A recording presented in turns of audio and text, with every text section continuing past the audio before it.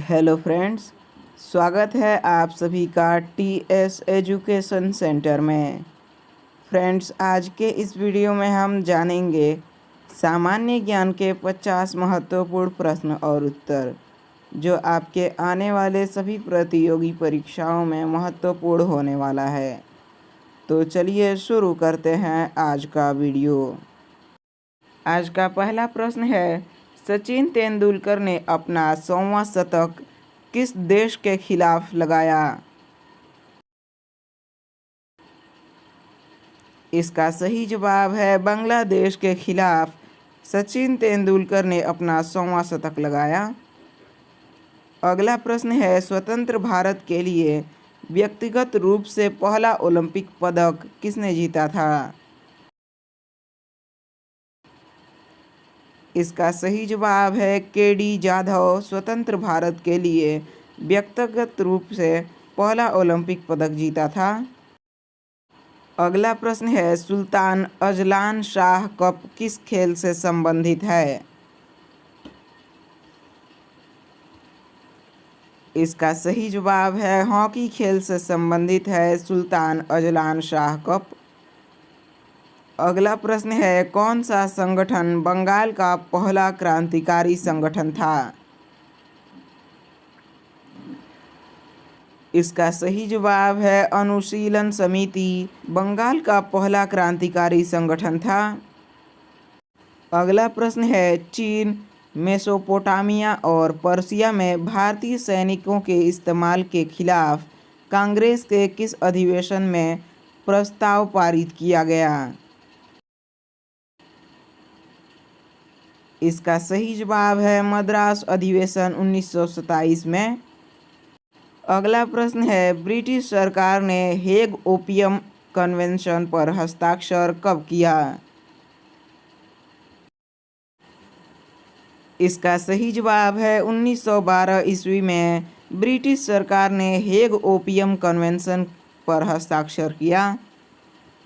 अगला प्रश्न है, क्लेप्टोक्रेसी का संबंध किस सामाजिक बुराई से है?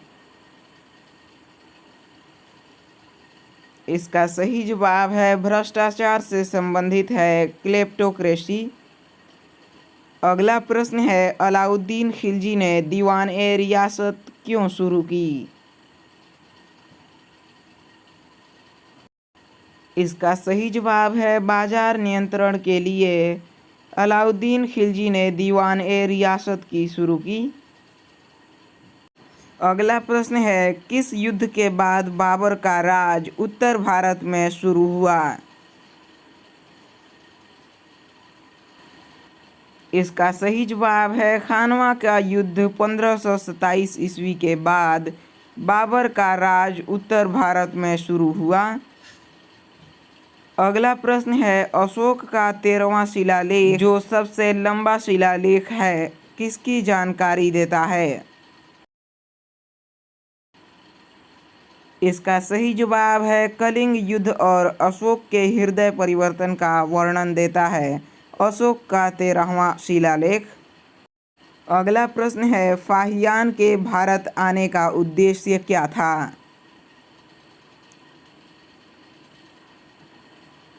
इसका सही जवाब है बौद्ध धर्म का अध्ययन करना फाहियान का भारत आने का उद्देश्य था। अगला प्रश्न है, राजा प्रसेनजीत गौतम बुद्ध के समकालीन थे, वे कहाँ के राजा थे? इसका सही जवाब है कौशल के राजा थे राजा प्रसेनजीत। अगला प्रश्न है, 11वां मौलिक अधिकार किस संशोधन के बाद जोड़ा गया? इसका सही जवाब है 42वें संविधान संशोधन के द्वारा 11वां मौलिक अधिकार जोड़ा गया। अगला प्रश्न है, क्षुद्र ग्रह पट्टी किन दो ग्रहों के बीच में स्थित है? इसका सही जवाब है मंगल और बृहस्पति के बीच क्षुद्र ग्रह पट्टी स्थित है। अगला प्रश्न है, भूरी गिलहरी वन्यजीव अभयारण्य किस राज्य में स्थित है? इसका सही जवाब है तमिलनाडु राज्य में स्थित है भूरी गिलहरी वन्यजीव अभयारण्य। अगला प्रश्न है भारतीय मंदिरों में से कौन सी विशेषताएं मिस्र के मंदिरों के पाइलन्स जैसे दिखती हैं? इसका सही जवाब है गोपुर विशेषताएं मिस्र के मंदिरों के पाइलन्स जैसे दिखती हैं। अगला प्रश्न है सुनील गंगोपाध्याय का पहला उपन्यास कौन सा है?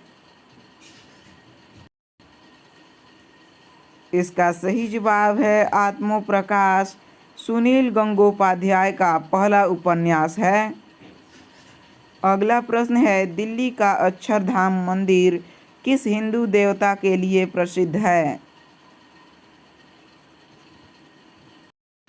इसका सही जवाब है भगवान स्वामी नारायण के लिए प्रसिद्ध है दिल्ली का अक्षरधाम मंदिर। अगला प्रश्न है जापान का मैनचेस्टर किसे कहा जाता है? इसका सही जवाब है ओसाका शहर को जापान का मैनचेस्टर कहा जाता है। दोस्तों वीडियो पसंद आए तो वीडियो को लाइक और अपने दोस्तों में इस वीडियो को शेयर ज़रूर करें। अगला प्रश्न है सौरमंडल का पृथ्वी केंद्रित मॉडल किसने प्रतिपादित किया था?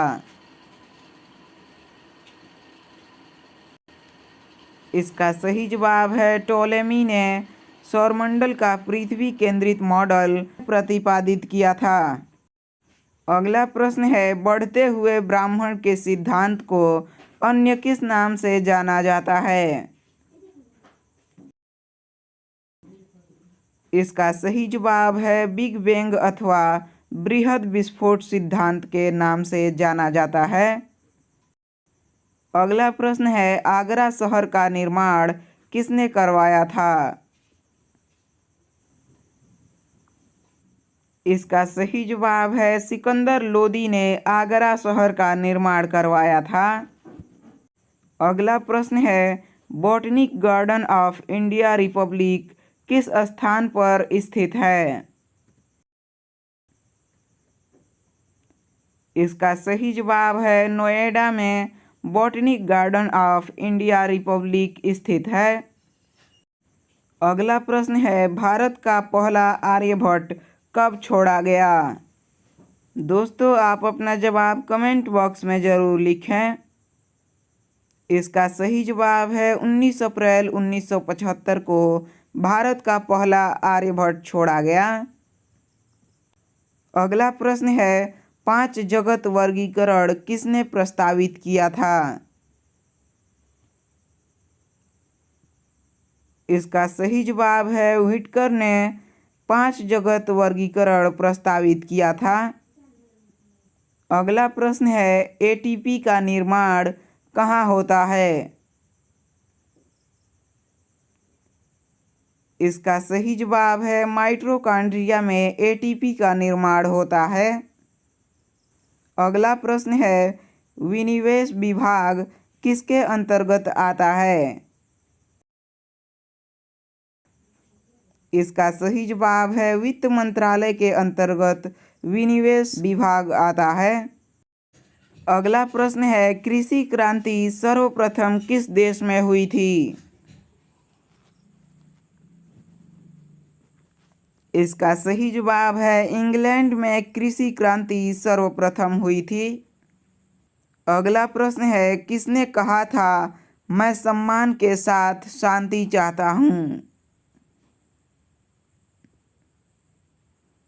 इसका सही जवाब है नेविल चेम्बरलेन ने कहा था मैं सम्मान के साथ शांति चाहता हूँ।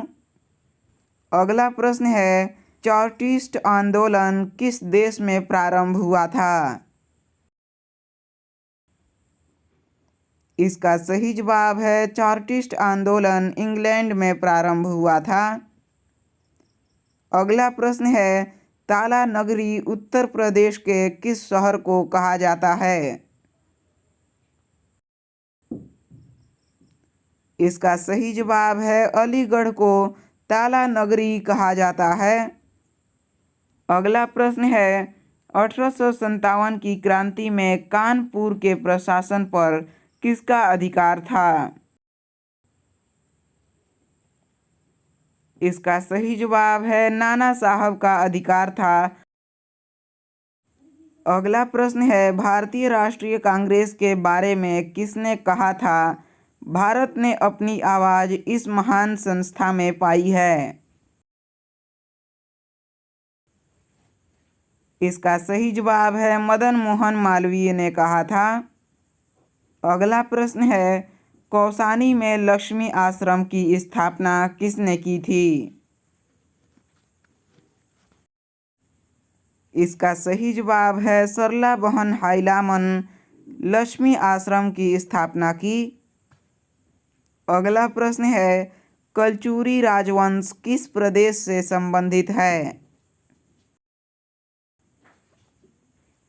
इसका सही जवाब है मध्य प्रदेश से संबंधित है कलचुरी राजवंश। अगला प्रश्न है सीआरपीएफ की स्थापना के लिए मध्य प्रदेश का कौन सा शहर जाना जाता है?